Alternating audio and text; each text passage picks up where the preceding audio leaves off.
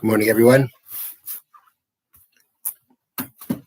We're learning Mishnah Bikurim, Perek Gimel, Chapter 3. We're up to Mishnah Gimel, Mishnah 3. I'd like to dedicate this morning's learning in memory of my mother, Mrs. Shlomis Rabinowitz, Shlomis Bas Rabbi Yaakov Eliezer.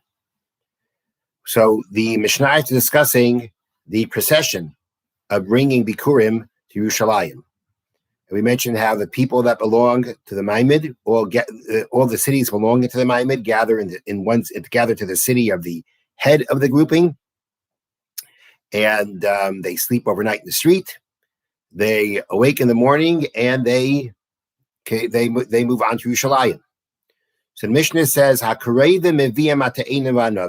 who live close to Yerushalayim bring fresh figs and grapes, which is the more preferable way of bringing the fruits for Bikurim.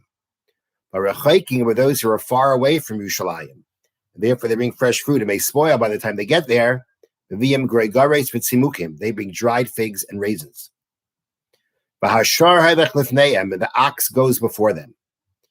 It's mentioned in previous Mishnah that when somebody brings Bikurim, they bring a carbon shamim, a peace offering with them. To offer together with bringing Bikurim. At that time, they also offer an animal as a carbon shamim, as a peace offering.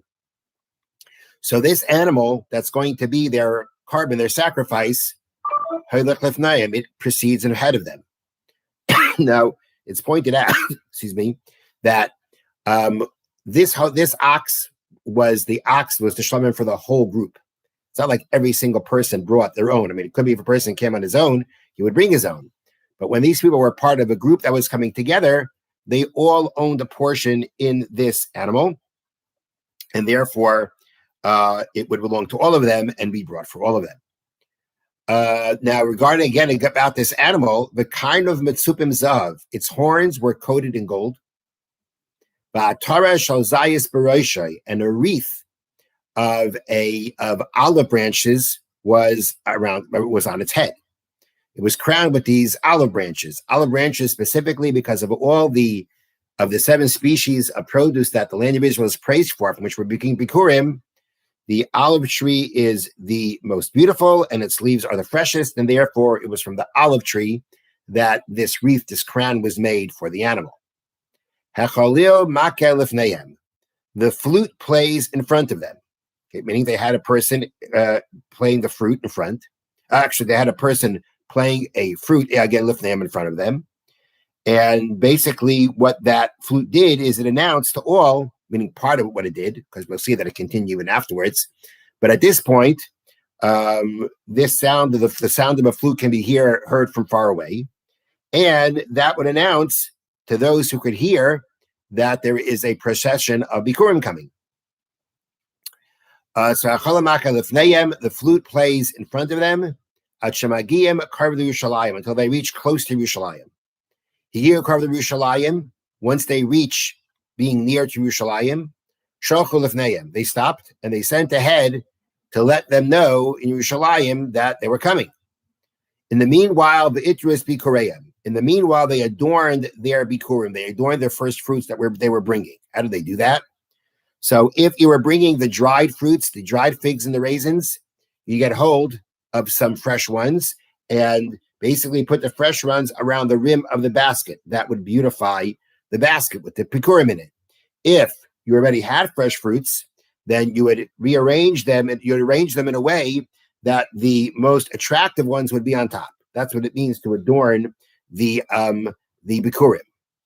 Then hapachais, the princes, the high officials, which were hasaganim, they were the Saganim, they were the leaders of the Kohanim, V'hagizbarim, and those who were the treasurers of the funds of the Beis Hamikdash, or the temple funds, Yoitzim Lekrasim, they would come out to greet them. According to the honor of those coming were those who came out. Now, that would sound like if the group that's coming are considered an honorable group, so you'd have honorable people coming out. If they weren't so honorable, you'd have less honorable coming out. That's what it sounds like, but that's not what it means. Rajanu explains, and this comes from the Talmud Yerushalmi, from Talmud, that it can't mean that because of the fact that people doing a mitzvah, that's what this is all about. All the honor being shown, these people coming out to greet them, it's about the honor being shown to people doing a mitzvah. When you're doing a mitzvah, it doesn't make a difference who you are. The mitzvah and you who are doing it, the mitzvah deserves the honor, no matter who's doing it. And therefore, it cannot mean that based on the status of who's bringing it, that's the kind of status of people who came out. Rather, it means by number. If a lot of people were coming, as we said, the more people doing the mitzvah, the greater the glory to Hashem, the more people would come out to greet them. If it was a smaller group came out to greet them. Then it says, and once they entered the city of Yerushalayim, then all the Bali Umniyas Yerushalayim, all the craftsmen, all the people doing work, they stand up for them, they rise in their honor, and they inquire in their welfare. Our brothers who came from so-and-so. Basem l'shalom, have you come in peace? Meaning, did you arrive without any trouble on the way? Did you have a good trip? That's how they greet them.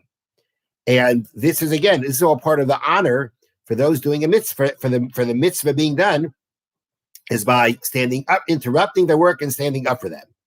Now, a person in the middle of their work is not supposed to interrupt. They're paid for their work, and they're supposed to put in every minute to every bit of time for the person who's hiring them. That's the honest way of working. Not only that, the halacha is that we know that if a Talmid Chacham, a Torah scholar, passes by, we have to stand up for him. People in the middle of work do not have to do so. Nonetheless, here, for the people bringing the Bikurim, they do interrupt their work and stand up. The explanation that's given is because this is what it means, Chaviva mitzvah b'shaita. A mitzvah, while it's being performed, the mitzvah in its time, mitzvah while being performed, is very beloved. So even though Talmid Chacham represents the Torah and we stand up for the honor of Torah, we don't do that if it means taking off time from the work that you are obligated to do for this person who's paying you. But if it's a question of just showing love for a mitzvah, and not just showing love for a mitzvah, showing love for a mitzvah that is in the midst of being performed, a mitzvah that's being performed, that's in the process of being performed, is very beloved, and therefore everybody, even the workers, are going to stop and stand up and interrupt their work and even ask them how their trip was in order to show honor to the mitzvah that is in the process of being fulfilled right now.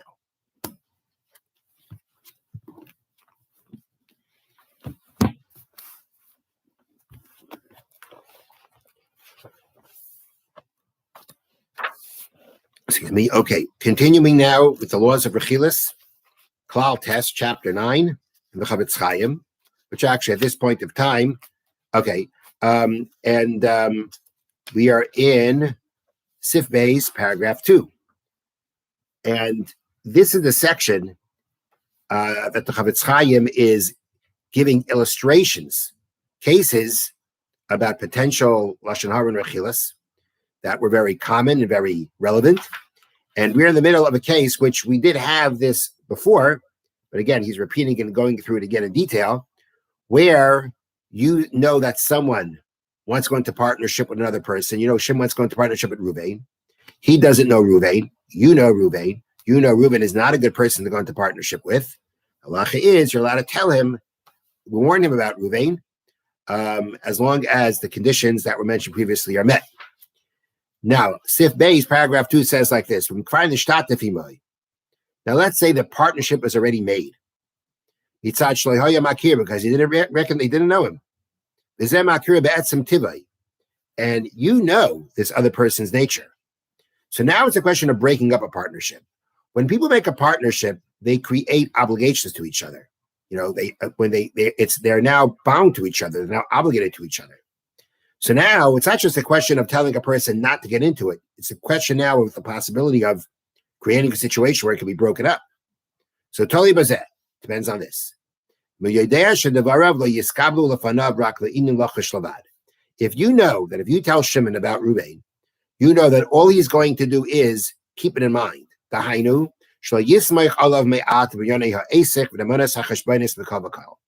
it means now is by warning him, he will not, excuse me, he will not rely on Reuven.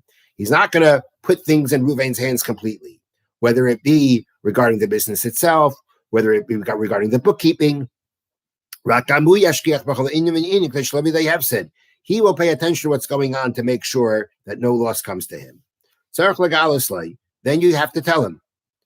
Still got to make sure not to forget any of the conditions mentioned before. You have to intend it to be for his constructive purpose. You don't exaggerate, for instance, those two conditions. But if, let's say, you know that if you say this in front of Shimon, he is really going to accept it for the truth. That'll cause a loss to the Reuven. He'll just go and break a partnership, or other matters of damage. If that's going to happen, then you can't tell him. Meaning, even though you know that Reuven is not trustworthy, a partnership was made, and that person does not have a right just based on what you tell him to go ahead and break up the partnership. A partnership was made; they're obligated to each other, and therefore you can't just break it up.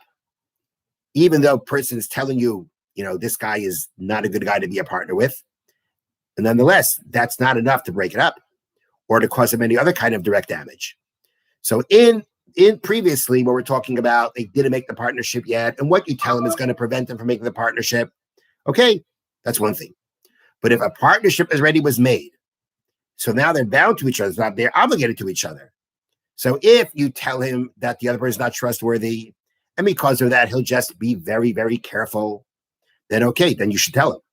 But if he's going to now take things in his own hands and cause damage to Reuven based on what you said, either to break up the partnership or some kind of damage, then if you know that's what's going to happen by telling Shimon about Reuven, his untrustworthiness, you can't tell him because you're causing Shimon to do things beyond what halacha, what Jewish law allows him to do.